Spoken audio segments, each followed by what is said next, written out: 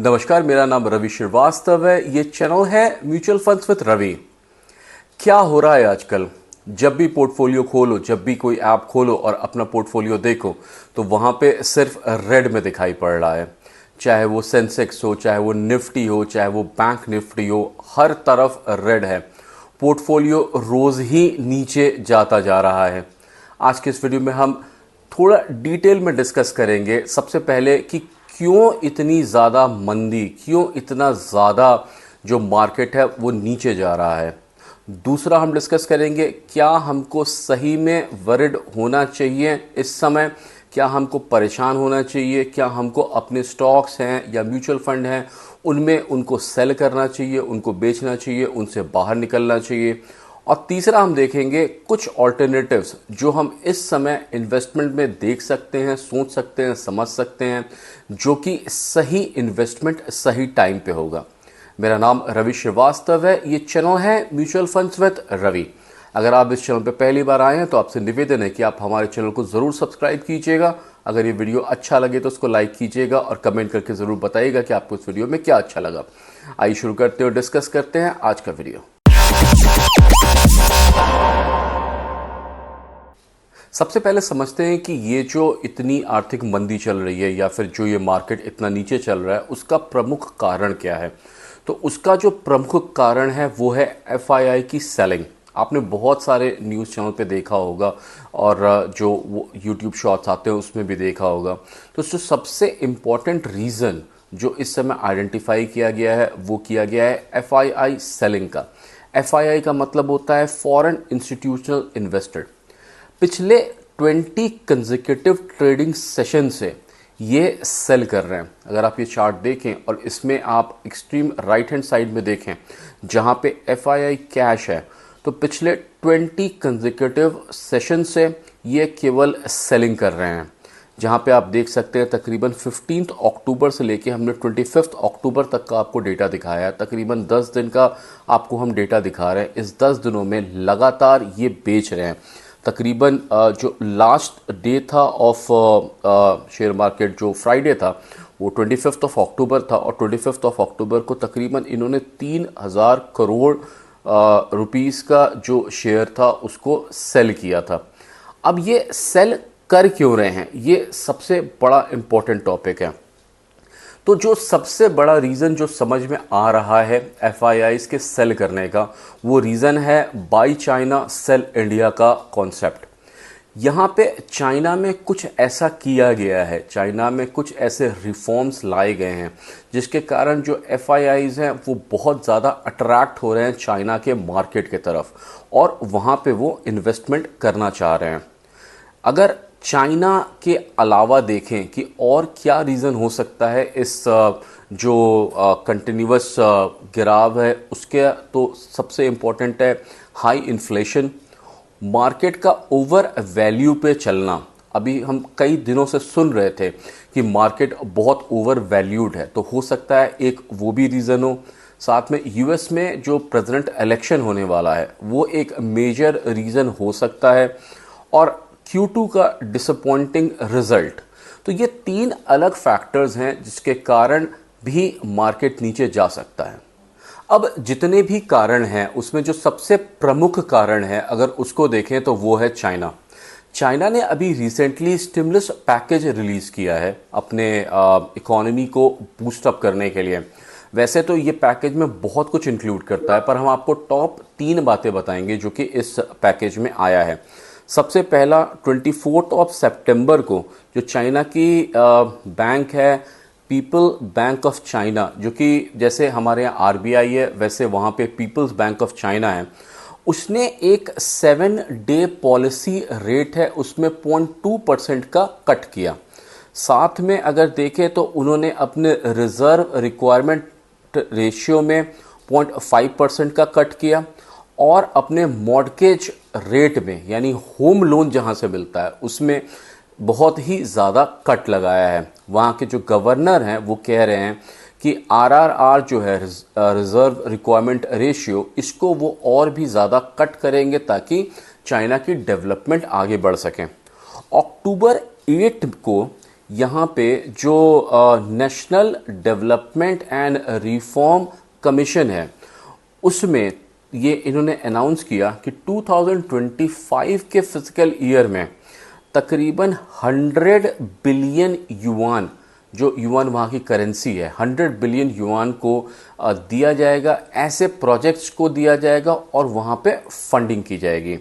और अंत में जो वहाँ के सबसे बड़ी बैंक जो पीपल्स बैंक ऑफ चाइना है, उन्होंने 5 ईयर लोन प्रीमियम रेट, ये वो रेट होता है जिसके बाद कमर्शियल बैंक्स अपना रेट लगाते हैं। जैसे इंडिया में एक रेपो रेट होता है, तो आरबीआई एक रेपो रेट रखती है, उसके ऊपर जो कमर्शियल बैंक है जैसे आपका एचडीएफसी है वो एक इंटरेस्ट लगाता है और फिर होम लोन देता है। तो वहाँ का जो रेपो रेट है उसको तकरीबन 3.85% से कट करके 3.6% किया गया। साथ में 1 ईयर लोन प्राइम रेट, जो कि बेसिकली रेफर किया जाता है कमर्शियल लोन के लिए, जो कंपनियां 1 साल के लिए लेती हैं और फिर 1 साल में रिटर्न करती हैं, उसमें 0.25% का कट लगा के 3.1% का कट दिया गया। तो ये सबसे प्रमुख रीज़न है जो आप इस समय मार्केट को डिक्लाइन होते हुए देख रहे हैं। जो एफआईआई हैं उनको ऐसा लग रहा है कि जो डेवलपमेंट है, क्योंकि वहाँ पे ये जो पैकेज रिलीज़ किया गया है चाइना में, उनको लग रहा है कि चाइना ज़्यादा ग्रो करेगी, ज़्यादा अच्छा परफॉर्म करेगी, तो वो क्या कर रहे हैं, वो अपने जो भी ऐसे एक्स्ट्रा, मैं फिर से बोलूँगा, जो एक्स्ट्रा इन्वेस्टमेंट्स उन्होंने कर रखे थे, क्योंकि अभी भी जो बड़ी और स्ट्रॉन्ग कंपनीज़ हैं जिनका अच्छा रिजल्ट चल रहा है, अभी भी वो नहीं हिले हैं। अभी आगे के वीडियो में हम उनका नाम देखेंगे, वो अभी भी नहीं हिले हैं। पर जो उन्होंने एक्स्ट्रा इन्वेस्टमेंट कर रखे थे उनको वो मार्केट से बाहर निकाल रहे हैं और उस पैसे को बेसिकली ट्रांसफ़र कर रहे हैं चाइना के मार्केट में, ताकि वहाँ पे वो ग्रो कर सकें। पूरा हफ्ता आपने देखा है कैसे न्यूज़ में बता रहे हैं कि कितनी गिरावट हो गई, सेंसेक्स कितना नीचे चला गया, निफ्टी कितना नीचे चला गया, ये स्टॉक कितना नीचे गया, वो स्टॉक कितना नीचे गया। क्या आपको परेशान होना चाहिए? क्या इस समय आपको कोई ऐसा डिसीजन लेने की ज़रूरत है जिसमें कि जो कि इन्वॉल्व करे, जिसमें कि आप अपने स्टॉक्स को या फिर अपने म्यूचुअल फंड को सेल करके आप बाहर निकल रहे हैं? तो जितने भी आप इंटरव्यूज़ इस समय देखेंगे, कहीं भी आप इस डिस्कशन को देखेंगे, तो जो भी बड़े इन्वेस्टर्स हैं उनका सीधा कहना है कि नहीं, इस समय आपको बाहर नहीं निकलना चाहिए। ये कोई इतना बड़ा चेंज नहीं आया है। देखिए, अगर बड़ा चेंज क्या था तो वो कोविड था। कोविड से बड़ा कुछ नहीं था। उसके पहले जो आया था वो लेमन ब्रदर्स 2007-8-9 में जो रिसेशन आया था। उसके पहले 2000 और 2001 में जब बबल बर्स्ट हुआ था तब का जो रिसेशन था वो आया था। ये कोई रिसेशन नहीं है, ये सिर्फ जो एफआईआई हैं वो अपना पैसा एक जगह से निकाल के दूसरी जगह लगा रहे हैं। ये एक, इनको समझिए कि ये एक मुसाफिर हैं जो कि एक जगह से अपना रास्ता बदल के दूसरी जगह पे जा रहे हैं। कुछ दिन के बाद इनको इंडिया अट्रैक्टिव लगने लगेगा और ये अपना पैसा लेके वापस आएंगे। क्यों नहीं परेशान होना चाहिए आपको? तो ये चार्ट देखिए, ये निफ्टी 100 इंडेक्स है। निफ्टी 100 इंडेक्स इस समय 25,275 पे चल रहा है। ये थर्सडे यानी 24 अक्टूबर का चार्ट है। ये 25,275 पे चल रहा है। अगर इसी चार्ट को आप देखें तो इसमें जो लेफ्ट हैंड साइड टॉप पे दिया हुआ है हाई, तो इसने अभी रिसेंटली इसी महीने तकरीबन 27,335 का हाई बनाया था। अब आपको क्यों नहीं परेशान होना चाहिए? ये देखिए, अगस्त 13, 2024 को यह 25,160 पे था। यानी कि जिस पॉइंट को आप देख के परेशान हो रहे हैं या जिस पॉइंट को आप देख के घबरा रहे हैं कि इस समय आर्थिक मंदी शुरू हो गई या फिर शेयर मार्केट टूट गया, इसके भी पॉइंट के नीचे इसी साल में अगस्त 13 यानी पिछले महीने में ये चल रहा था। इसके बाद आप इसको देखिए, जून 3, 2024 को यहाँ पे 22,739 पे ये गया था। तो क्या वहाँ पे डिसीजन लेना ज़रूरी था? क्या वहाँ पे आपने डिसीजन कोई लिया था? अगर आपने वहाँ पे भी कोई डिसीजन नहीं लिया था तो यहाँ पे भी लेने की ज़रूरत नहीं है। मार्केट रीबैलेंस करेगा, मार्केट रीबाउंड करेगा और ये मार्केट वापस आएगा। हम 22,739 की गिरावट जून 3 से बढ़ करके ऐसे पॉइंट पे आए थे जहाँ पे कि हमारा गिरावट 25,160 पे चल रहा था और अब हम 25,275 पे आए हैं। हमने अभी मार्केट का बॉटम टच नहीं किया है, अभी हमने लो टच नहीं किया है। इसको मान के चलिए कि मार्केट जो 1% प्रीमियम पे चल रहा था उसको कट लगा है और वो 1% नीचे आया है। एफआईआई पैसा लेके गए हैं तो एफआईआई पैसा लेके वापस आएंगे भी। सबसे इम्पॉर्टेंट जो है कि एफआईआई अगर पैसा लेके गए हैं और पैसा लेके वापस आएंगे तो इसका ड्यूरेशन कितना होगा, कितना टाइम लगेगा इसको वापस आने में। तो देखिए, भारत देश कहीं रुकने वाला नहीं है। भारत एक डेवलपिंग कंट्री है और हर हालत में हमको आगे जाना ही जाना है। हमारी इकोनॉमी में कहीं कोई दाग नहीं है। हम जो काम कर रहे हैं वो परफेक्ट वाइट पे काम कर रहे हैं। हम चाइना की तरह डेटा छुपाते नहीं हैं, हम चाइना की तरह डेटा को फज नहीं करते हैं। दूसरी बात है, हम बेसिकली म्यूचुअल फंड्स वाले हैं। अगर आपने म्यूचुअल फंड में इन्वेस्ट किया है तो हर एक वीडियो में जो म्यूचुअल फंड का हम डिस्कस करते थे उसमें हम एक टेन्योर की बात करते थे। हम ये डिस्कस करते थे कि कितना लंबा टाइम आपको वेट करना होगा जबकि आप अगर म्यूचुअल फंड में इन्वेस्ट कर रहे हैं तो वहाँ पे हम हमेशा डिस्कस करते थे 3 से 5 साल तो मिनिमम आपको वेट करना ही करना होगा। ये देखिए, ये 5 साल का डेटा है। क्या आप इमेजिन कर सकते हैं कि इस 5 साल के डेटा के बीच में कोविड भी आया था। कोविड आने के बाद भी अगर ये निफ्टी 100 11,782 पे, जहाँ पे कि ये 5 इयर्स पहले यानी 2019 में चल रहा था, तो वहाँ से ये बढ़ के 25,275 पे आया है। तकरीबन यहाँ पे इसने 5 इयर्स में डबल किया है। ये थोड़े से टाइम के लिए जो मार्केट नीचे आया है, यहाँ पे आपको परेशान होने की या चिंतित होने की ज़रूरत नहीं है। जो शेयर मार्केट का पैसा निकला है वो शेयर मार्केट के ही में पैसा वापस आएगा। अब क्योंकि हम बेसिकली म्यूचुअल फंड वाले हैं तो एक म्यूचुअल फंड का एग्जाम्पल लेके आपको दिखाते हैं कि कैसे आपको परेशान होने की ज़रूरत नहीं है और इसमें हम समझेंगे कि क्या आपको करना चाहिए इस समय जबकि म्यूचुअल फंड्स और बाकी सब कुछ नीचे जा रहा है।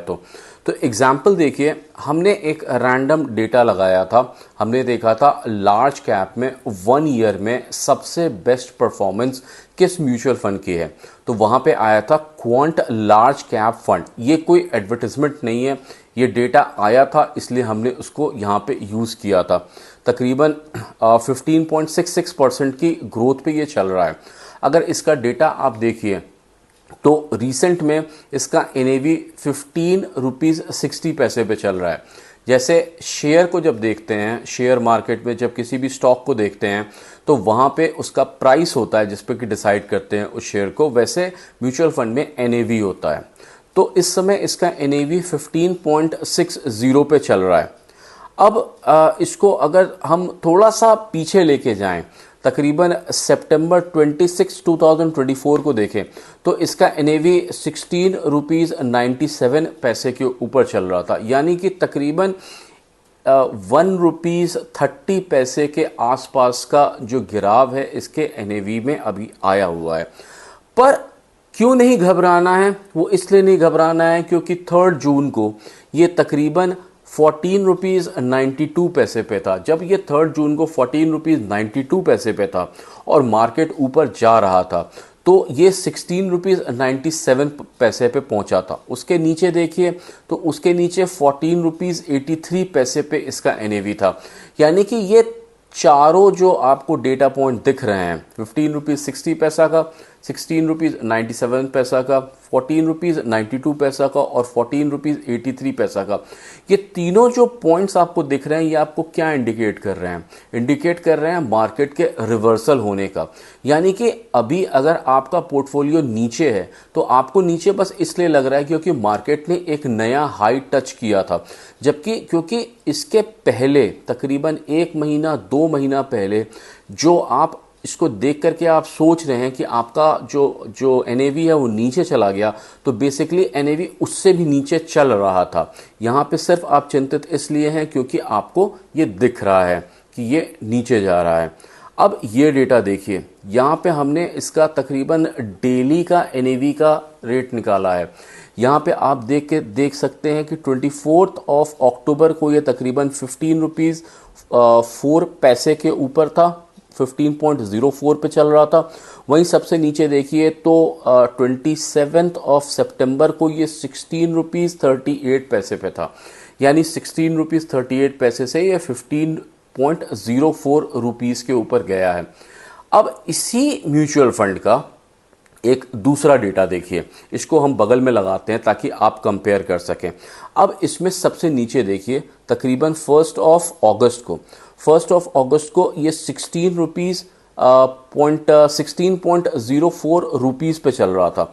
उसके बाद ये गिरना शुरू हुआ था, ये गिरता रहा था, गिरते गिरते शायद इसने जो मिनिमम टच किया था वो 15 रुपीज़ कुछ पैसे टच किया था, और फिर 3 सितंबर को ये वापस 16.15 रुपीज़ के ऊपर आ गया था।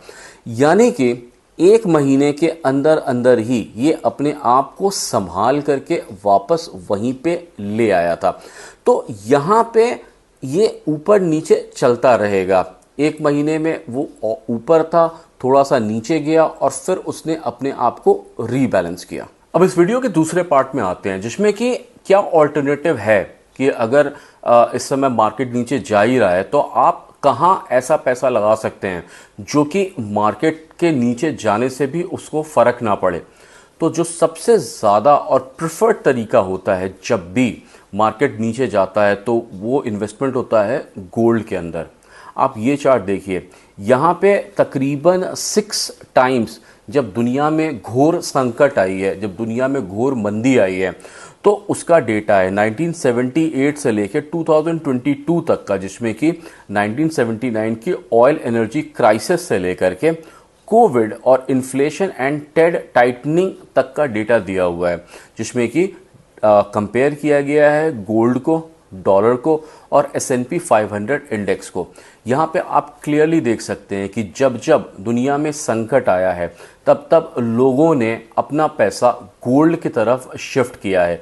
तो यहाँ पे अगर आप ये देख रहे हैं कि अगर आपको भरोसा नहीं हो रहा है कि म्यूचुअल फंड्स अच्छा चलेंगे या नहीं चलेंगे या फिर कुछ होगा, तो आप गोल्ड को एक विकल्प ले सकते हैं।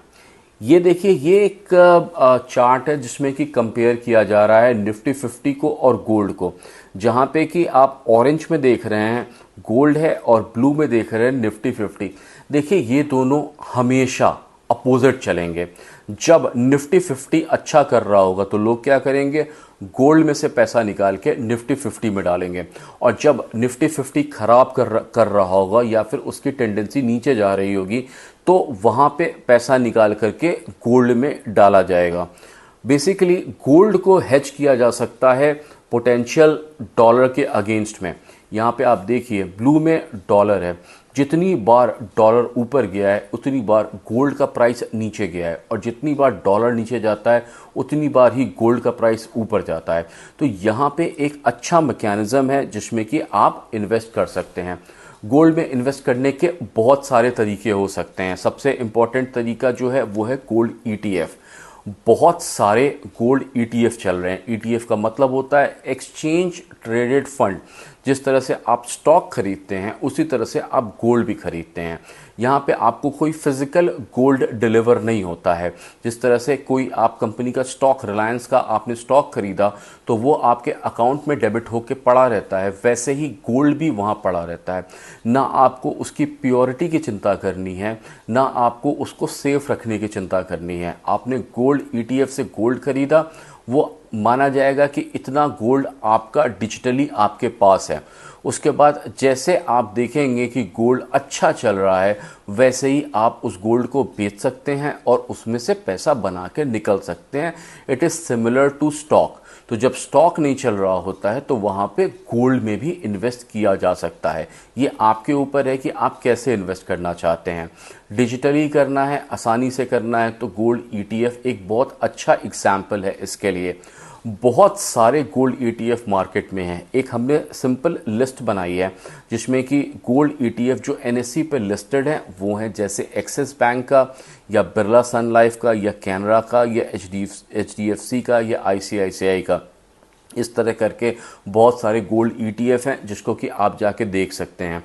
यूट्यूब पे बहुत सारे वीडियोस हैं जिसमें कि आपको बताया जाएगा कि गोल्ड ईटीएफ कैसे ट्रेड करना चाहिए, कैसे आइडेंटिफाई करना चाहिए। मैं पर्टिकुलरली रेफ़र करूंगा राहुल जैन के इस वीडियो को। एक बहुत ही सक्सेसफुल यूट्यूबर है जिसमें कि उन्होंने ये एक वीडियो बनाया था तकरीबन 1 साल पहले और ये बताया था कि गोल्ड ईटीएफ में कैसे ट्रेड किया जा सकता है। आप रेफ़र कर सकते हैं, इस वीडियो को देख सकते हैं और समझ सकते हैं कि गोल्ड में कैसे ट्रेड किया जाता है। हालांकि ये वीडियो 1 साल पुराना है और ये इंग्लिश में है, तो हम कोशिश करेंगे इस वीडियो को रेप्लिकेट करने का। इस वीडियो में वो कंटेंट जो आउटडेटेड हो चुकी है उसको हटा करके कुछ नया कंटेंट ऐड करके आपके लिए एक हिंदी में वीडियो इसी हफ्ते लाने की कोशिश करेंगे, ताकि आप देख सके, सोच सके, समझ सके कि अगर आप स्टॉक्स में या म्यूचुअल फंड में इन्वेस्ट नहीं करते हैं तो गोल्ड ईटीएफ में भी आप इन्वेस्ट कर सकते हैं। और अगर आप म्यूचुअल फंड्स और गोल्ड दोनों में नहीं जाना चाहते हैं तो आपके पास एक तीसरा बहुत अच्छा ऑप्शन है।